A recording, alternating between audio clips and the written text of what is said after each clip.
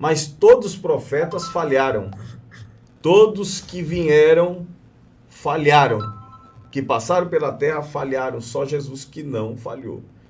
Porque Jesus ele não exclui a lei, mas ele apenas acrescenta, coloca duas leis que representam todo o mandamento. Amar a Deus acima de todas as coisas e amar o teu próximo como a ti mesmo. Por que ele tem esse poder de fazer isso? Ele não excluiu a lei, ele não tirou a lei, mas ele colocou algo que resume toda a lei. Se você fizer cumprir esses dois mandamentos, você vai ser salvo. Então, o que acontece? Nós vamos entender uma coisa aqui. Jesus, quando ele morre na cruz, Satanás, ele está aflito. Ele não está alegre não, como muitos dizem aí. Ele está aflito.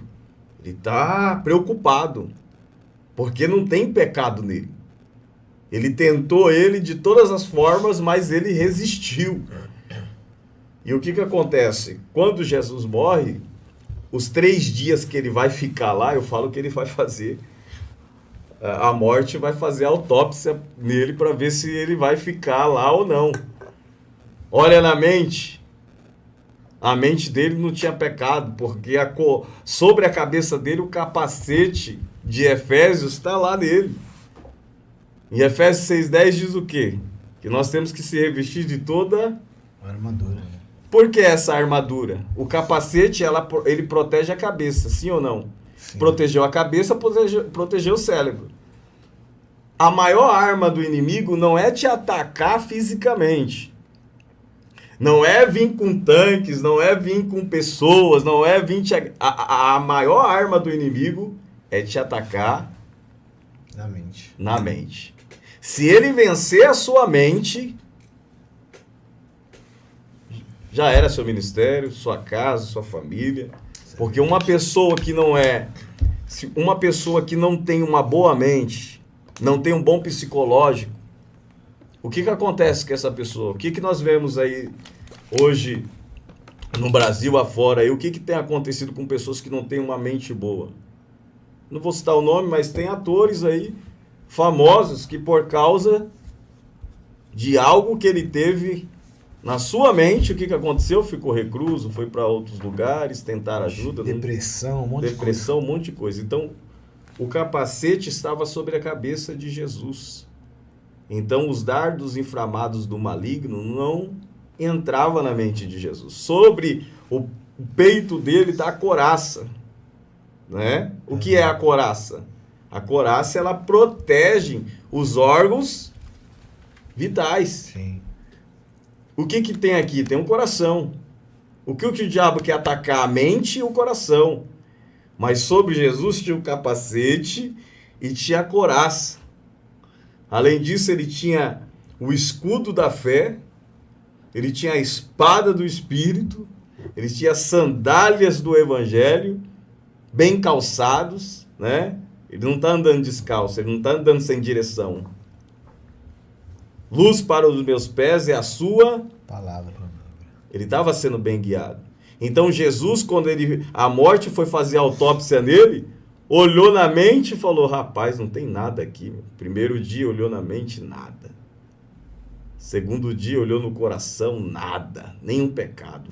Nenhum vestígio de pecado. Olhou nas mãos, olhou nos pés, nada. Não é possível, não tem como nós segurar ele aqui. Nunca vi isso em toda a morte, que é um anjo, né? Criado por Deus, não foi o diabo, porque o diabo não tem poder de criar nada. Tem alguns aí que estão falando aí que o diabo tem poder de criar, que a morte é um anjo que foi criado por Deus. Mas vamos entrar nesse assunto. O que acontece? A morte, quando ela faz a autópsia, ela não consegue ver pecado em Jesus. Então, no segundo dia, o diabo está do outro lado, porque vocês têm que entender isso. Existe o Hades, existia, né, o Hades, e o seio de Abraão. O seio de Abraão. Então, o seio de Abraão era quem morria pela fé, Hoje nós morremos em Cristo Jesus. Antigamente se morria pela fé. No Antigo Testamento. No Antigo Testamento. Antes No da vinda de Pentateuco Jesus. morria. No Pentateuco não, no Antigo Testamento se morria pela fé. Então quem morria pela fé, o que acontecia? Ele ia para o seio de Abraão. Mas aí o que acontece? Jesus, como a morte não conseguiu segurar ele, a morte não conseguiu prender ele lá porque não havia pecado, ele vai subir aos céus para aspergir o seu sangue e depois vai descer, vai fazer uma visita lá no seio de Abraão. Imagina ele chegando lá no seio de Abraão, Isaías, Isaac, todos os homens, Abraão, todos lá esperando por Jesus, todos os profetas, imagine.